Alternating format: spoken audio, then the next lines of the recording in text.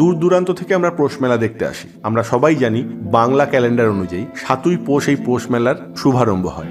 দেশ বিদেশ থেকে বিভিন্ন মানুষ এখানে ছুটে আসে। কিন্তু একটা মজার কথা জানেন কি, বর্তমানে যে পৌষ মেলা সবার কাছে একটি সাংস্কৃতিক অনুষ্ঠান, সেই পৌষ মেলার সূচনা হয় কিন্তু ধর্মীয় অনুষ্ঠানের মাধ্যমে, অর্থাৎ বিশেষ ধর্মীয় কারণে এই পৌষ মেলার প্রারম্ভ হয়। সালটা ছিল 1843, ইংরাজির 21শে ডিসেম্বর, বাংলার 1250 বঙ্গাব্দে 7ই পৌষ। সেদিন ঘটেছিল সেই বিশেষ কর্মকাণ্ড যা আজকে বিশাল পৌষ মেলার রূপ নিয়েছে। এই দিনটিতে দেবেন্দ্রনাথ ঠাকুর 20 জন অনুগামীকে নিয়ে রামচন্দ্র বিদ্যাবাগীশের থেকে ব্রহ্ম ধর্ম গ্রহণ করেন, অর্থাৎ সেদিনকার সেই ধর্মীয় অনুষ্ঠানই আজকের পৌষ মেলার সূত্রপাত। 1891 সালের 21শে ডিসেম্বর 1298 বঙ্গাব্দের 7ই পৌষ শান্তিনিকেতনে একটি ব্রাহ্ম মন্দির স্থাপিত হয়। 1894 সালে ব্রাহ্ম মন্দিরের প্রতিষ্ঠা বার্ষিকী স্মরণে মন্দিরের উল্টো দিকের মাঠে একটি ছোট্ট মেলার আয়োজন করা হয়েছিল। সেই সময় থেকে 126 বছর, অর্থাৎ 2019-এর কোভিড পিরিয়ডের আগে অবধি 126 বছর ব্যাপী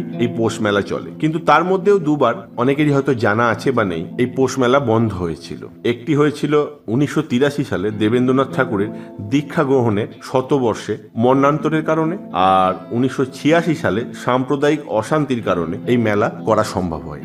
আর তারপর থেকে 2019-20 সালের পর থেকে শান্তিনিকেতনের এই মাঠে আনুষ্ঠানিকভাবে মেলা বেশ কয়েক বছর বন্ধ থাকে, আর তারপর আবার নতুন করে এই মেলা শুরু হয়, যা আজকে আমরা দেখতে উপস্থিত। বর্তমানে এই মেলা দেখতে দেখতে পুরনো দিনের কিছু কথা বলা যাক। যেমন প্রথম দিকে ব্রহ্ম মন্দির, অর্থাৎ যা কাঁচ মন্দির নামে পরিচিত, তার উত্তর দিকের মাঠে এই মেলা আয়োজন করা হতো এবং সেখানে সন্ধ্যা উপাসনার পর বাজি পোড়ানো হতো, এবং পরে মেলার আয়োজন বৃদ্ধি পাওয়ায় পূর্বপল্লীর মাঠে এই মেলা আয়োজন হয়। এই মেলার ধর্মীয় বা সাংস্কৃতিক যে অভেদ্য অংশগুলো, সেগুলো হচ্ছে ভোরবেলা সানাই বাদনের আয়োজন, বৈতালিক দলের গান গাইতে গাইতে আশ্রম পরিক্রমা, ছাতিমতলায় উপাসনার আয়োজন, তারপর উপস্থিত সবাই গান গাইতে গাইতে উত্তরায়ণে উপস্থিত হন। তবে এখনো এই মেলার প্রধান সাংস্কৃতিক আকর্ষণ হচ্ছে লোকসঙ্গীত, লোকনৃত্য ও লোকক্রিয়া অনুষ্ঠান। পূর্বের এক সমীক্ষা অনুযায়ী এই মেলায় স্টলের সংখ্যা আগে ছিল প্রায় 1,500 মতো। সাধারণত শান্তিনিকেতনের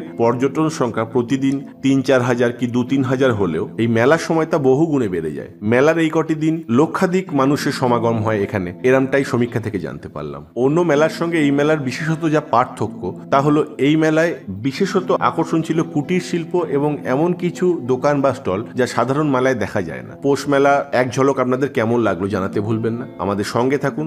এই প্রতিবেদন যদি ভালো লাগে তাহলে একটা লাইক দিতে ভুলবেন না, আর সাবস্ক্রাইব করে আমাদের সঙ্গে থাকুন পরবর্তী প্রতিবেদন দেখার জন্য। ধন্যবাদ।